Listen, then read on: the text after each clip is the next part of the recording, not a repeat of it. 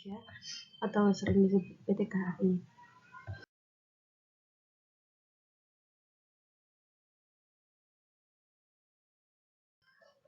Di sini anggota kelompok 4, yang pertama adalah Zulfa Vinkia Elsabeth, kemudian Salsabila, dan saya sendiri Lia Nurfaisi. NIM 195211282.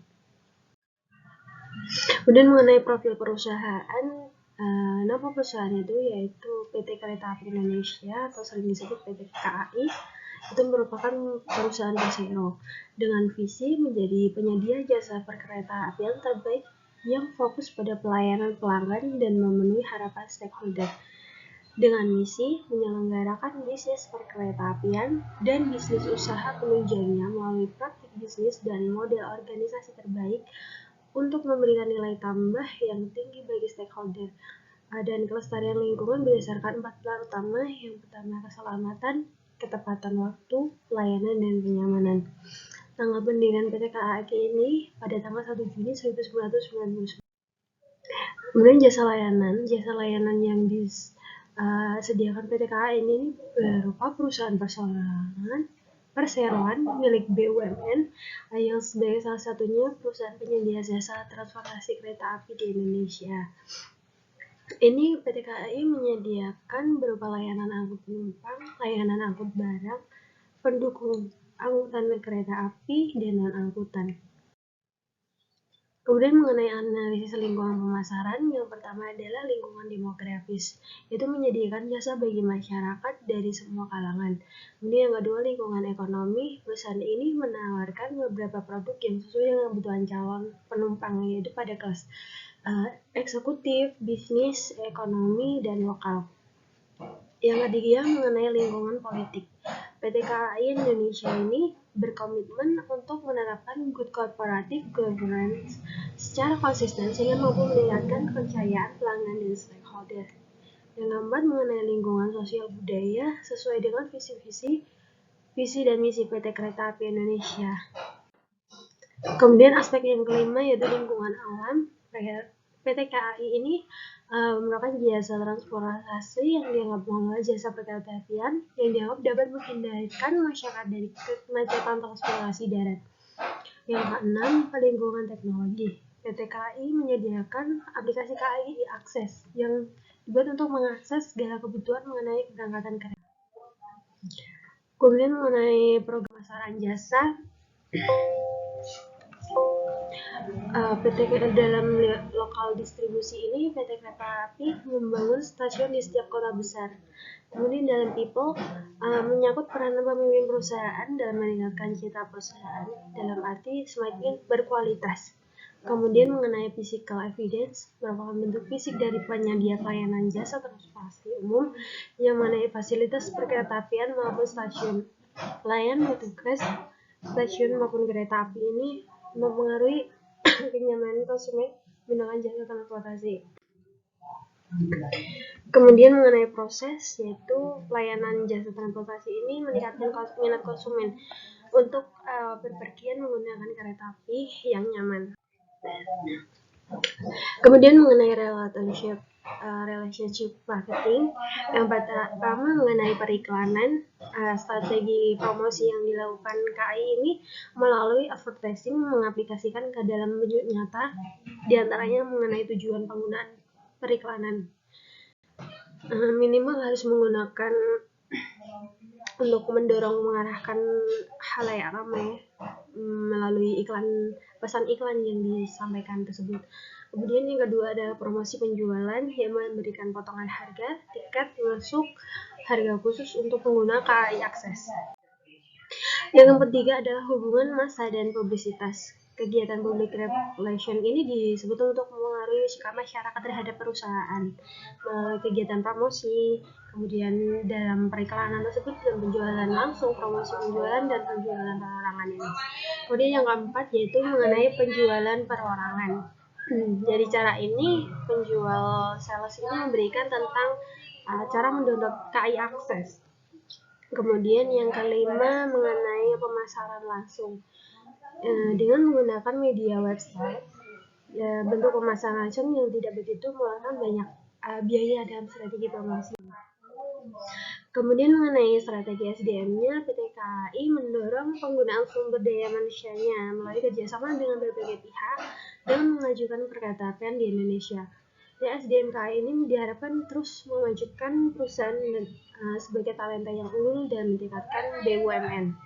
Jadi salah satu langkah KAI dalam pengembangan SDM yaitu menandatangani kerjasama dengan Bank Mandiri. Dalam kerjasama ini, KAI Bank Mandiri sepakat untuk melaksanakan beberapa aktivitas pelatihan dan melibatkan jajaran pembinaan kedua perusahaan. Manajemen kualitas jasa ada 4. Mengenai segi reliability, segi tangible, segi responsiveness, dan assurance. Kemudian dalam analisis pasar konsumen pangsa KAI berdasarkan pada tahun 2021 ini penumpangnya sebesar 14,77, kemudian menurun ke 2,63 dibandingkan tahun sebelumnya, yaitu sebesar 17,40. Jadi penurunan ini akibat peningkatan kasus COVID tersebut. Kemudian dalam pangsa pasar Oktober tahun 2021 sebesar 11,02 meningkat ke 2% dibandingkan dengan tahun sebelumnya, yaitu sebesar 9,01. Dikarenakan cakupan rel di Jawa dan Sumatera ini tidak sebesar cakupan angkutan lainnya di jalan raya. Jadi pada tahun 2021 mengingat masih dalam kondisi pandemi, maka tidak ada kegiatan event yang dilaksanakan, tapi kegiatan promosi berupa info-info menggunakan media sosial dan berikut disediakan mengenai testimoni baik dengan untuk PT KAI ya. Ini salah satunya yaitu memang pelayanan dari PT KAI memang semakin bagus buat penumpang. Makasih banyak kepada masinis KA tersebut, petugas stasiun sepanjang atas pelayanan yang diberikan kepada istri saya sampai masuk ke RS-nya tersebut. Kemudian ada juga testimoni kurang baik. Salah satu diantaranya adalah jadwal semula di stasiun KAI ini pada pukul 9:30 atau terus molor terus. Intinya di jam berangkatnya ya. Kemudian berdasarkan makalah yang dibuat ini, evaluasi kinerjanya, Perseroan tidak lepas dari kendala-kendala antara yang kurang cepat dalam merespon perubahan teknologi yang saat ini terjadi di pasar global. Untuk mengantisipasinya, Perseroan telah mengembangkan fitur KAI Access dengan e-wallet, single billing, layanan e-money, dan integritas layanan antar moda. Kemudian kendalanya adalah kapasitas angkutan barang yang terbatas dengan pada infrastruktur. KAI belum mampu menyediakan layanan angkutan barang yang seamless, di mana beberapa stasiun tidak langsung terhubung dengan pelabuhan pabrik kawasan itu, sehingga kapasitas pengembangan bisnis angkutan sangat rendah. Kebijakan tarif untuk beberapa jenis kargo seperti peti kemas juga kurang kompetitif dibandingkan dengan moda transportasi lain. Kendalanya yaitu infrastruktur yang semakin menua, termasuk interior armada, rel, dan sistem persinyalan lokomotif.